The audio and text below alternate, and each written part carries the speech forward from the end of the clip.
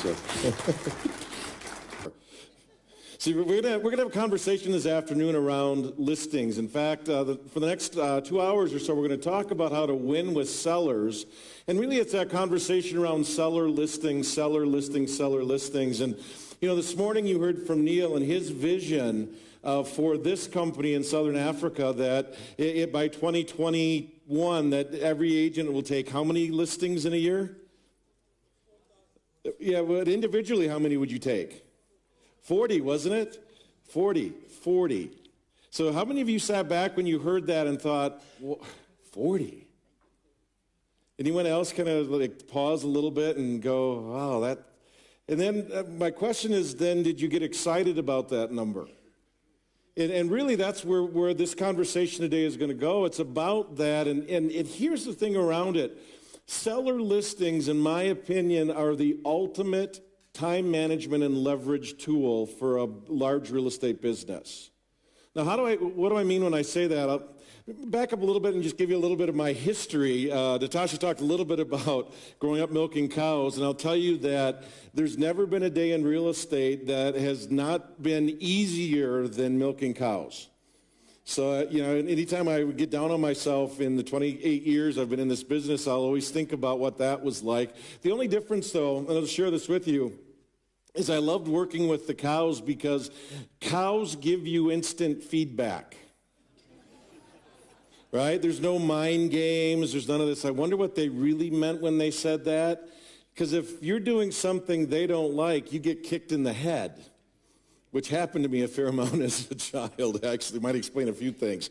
So I get into this. I get into this business called real estate back in 1989, and my second transaction was in the spring of 1990. In fact, it was a February Saturday of 1990.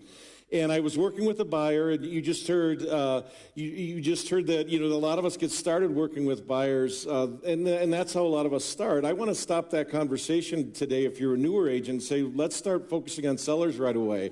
And here's why. That February Saturday, second deal of my career, I sold a buyer a house, right? So I had the buyer, and there was another agent who had the listing.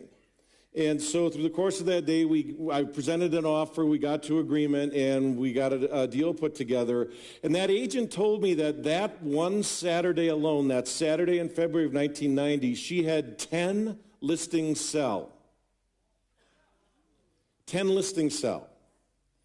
And so being a brand new agent, I went home that night and I did the math on the commission she generated, right? And in that market, I was just north of Chicago, which is where I started selling real estate back in 1989. And in that market at that time, our average sale price was about $300,000 US. So she had 10 listings sell at an average sale price of $300,000. She did about 90 million.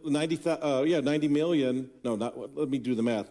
She did about she did $3 million in production in one day.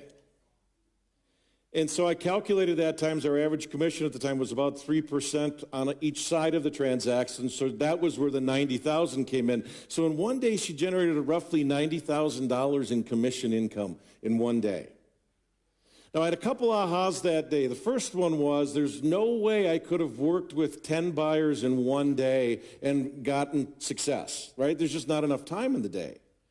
The second thing was, and I'm a little lazy, I thought about how easy it is to simply accept offers or bring offers in and negotiate them versus working with buyers, showing multiple properties, writing offers, finding the listing agent and all that. And I said, this must be the easy path. The third aha I had is I said, I want to get to know her, because there's something about what she's doing that I want to learn. And so I became really good friends with her through the course of that transaction. And afterwards, I asked if I could buy her lunch someday and pick her brain. You know, she's obviously a highly successful agent. She wasn't with my company. She was with a different firm. And she accepted. And so we met and had lunch. And really the rest is history for me. That lunch that I had with this lady named Honor Frumentino changed the trajectory of my career. Because she shared with me what she'd done prior to getting to real estate. She was a hairdresser. One of the beautiful things of this industry, I believe, is that, and I've heard Gary say this, he said, real estate is an equal opportunity, unequal earnings business. And so no matter what your background was or your history was, coming in and grabbing a hold of what's available to you could make the difference in your life and, quite frankly, in the life of your family and your community.